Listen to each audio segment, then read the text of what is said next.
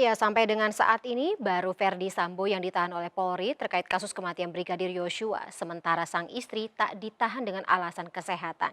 Di 3 lokasi rumah yang biasa ditempati keluarga Verdi Sambo pun belum terlihat aktivitas yang berarti.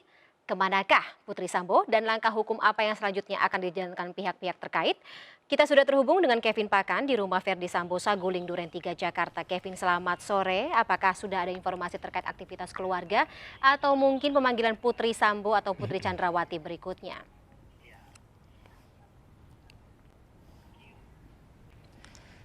Ya, selamat sore, Fani juga pemirsa. Memang memasuki hari keempat terkait dengan penetapan tersangka terhadap istri Verdi Sambo, yakni Putri Chandrawati. Hingga pada saat ini juga belum dilakukannya proses penahanan lebih lanjut oleh pihak kepolisian. Di mana Fani dan pemirsa tadi kami sempat melakukan konfirmasi kepada Kadif Humas Polri, Irjen Dedi Prasetyo, di mana pihaknya mengatakan hingga pada saat ini pihak kepolisian masih menunggu terkait dengan langkah lebih lanjut dari tim khusus atau tim sus dari kepolisian. Dan juga tadi kami juga sempat bertanya terkait bagaimana sebenarnya kondisi Bu Putri saat ini. Tadi pihak dari Kadif Humas Polri juga belum atau enggan memberikan keterangan lebih lanjut terkait dengan bagaimana kondisi kesehatan dari Putri Chandrawati. Namun demikian, berdasarkan konferensi pers yang digelar pada hari Jumat lalu, tanggal 19 Agustus di Bareskrim Mabes Polri, ini pihak dari tim sus yang langsung dipimpin oleh Irwasum Polri, Komjen Agung Budi Marioto menuturkan bahwa hingga pada saat ini pihaknya masih akan terus melakukan koordinasi lebih lanjut kepada pihak kedokteran, terutama dari kedokteran yang menangani kesehatan dari Ibu Putri. Dan memang benar sekali seperti di paket pengantar tadi, bahwa memang sehari menjelang Ibu Putri ditetapkan sebagai tersangka, ini pihak kepolisian telah melakukan gelar perkara, di mana memang setidaknya ada 2 alat bukti yang menjadi atau membuktikan bahwa Bu Putri ini ditetapkan sebagai tersangka. Di mana yang pertama terkait dengan keterangan dari saksi-saksi dan kedua dari rekaman CCTV. Dan memang pada sehari sebelumnya juga itulah pihak dari Ibu Putri memberikan adanya surat keterangan sakit kepada kepolisian atau kepada penyidik. Dan memang sampai dengan saat ini, Fani dan juga pemirsa, bahwa pasca ditetapkannya sebagai tersangka dari Ibu Putri, di mana keempat tersangka lainnya, yakni dalam hal ini Verdi Sambo, kemudian Baradae, dan juga Bribka RR, serta dari Kuat Maruf, selaku supir dari Verdi Sambo. Memang ini untuk berkas perkara mereka, karena memang posisinya sudah menjadi tersangka, telah dilayangkan atau diserahkan kepada pihak Kejaksaan Agung, di mana nantinya pada pihak Kejaksaan Agung akan diberikan waktu setidaknya selama 14 hari untuk melakukan pemeriksaan dan penelitian lebih lanjut dan akan berkoordinasi kepada tim sus terkait dengan berkas perkara ini.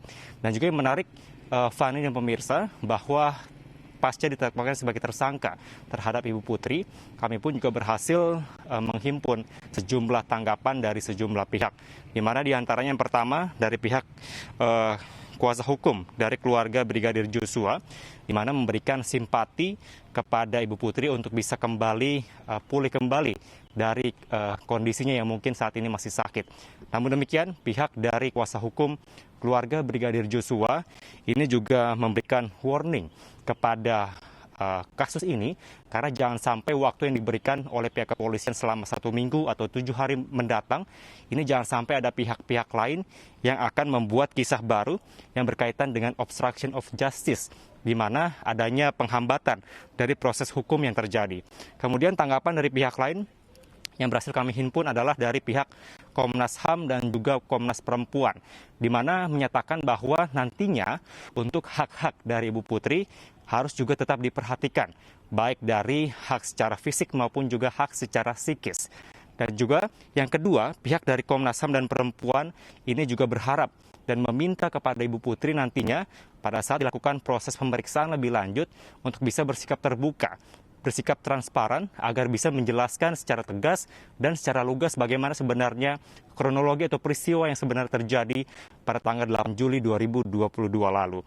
Dan juga Fani, untuk update terakhir, di mana pada hari kemarin pihak dari tim forensik telah melakukan atau memberikan berkas terkait dengan otopsi kedua terhadap Brigadir Joshua ke Bareskrim Polri. Di mana terkait dengan hal ini, pihak dari tim dokter forensik memastikan bahwa kemarin bukanlah adalah adanya kekerasan lain yang mana hanya adanya kekerasan dengan senjata api. Dan juga kemarin pihak dari tim dokter forensik menyatakan bahwa telah melakukan sejumlah langkah tidak hanya secara otopsi, namun juga dilakukan dengan penunjang pencahayaan dan juga menggunakan mikroskopik. Dan yang menarik juga dan cukup mencengangkan publik, Fani dan pemirsa, bahwa setidaknya ditemukan adanya 5 luka tembak yang masuk ke dalam tubuh Brigadir Joshua dan 4 luka tembak keluar. Dan sampai dengan saat ini masih ada 1 peluru yang bersarang di tubuh Brigadir Joshua. Dan yang cukup parah bahwa terdapat pada bagian kepala dan juga bagian dada. Dan memang sampai dengan saat ini tentunya kami masih menunggu terkait dengan hal ini bahwa nantinya untuk kasus ini bisa dilakukan atau diselesaikan secara terang benderang begitu, Fari. Kembali ke Anda. Baik, terima kasih atas informasi yang komprehensif. Kevin Pakan melaporkan dari kawasan Saguling, Duren 3, Jakarta. Selamat kembali bertugas.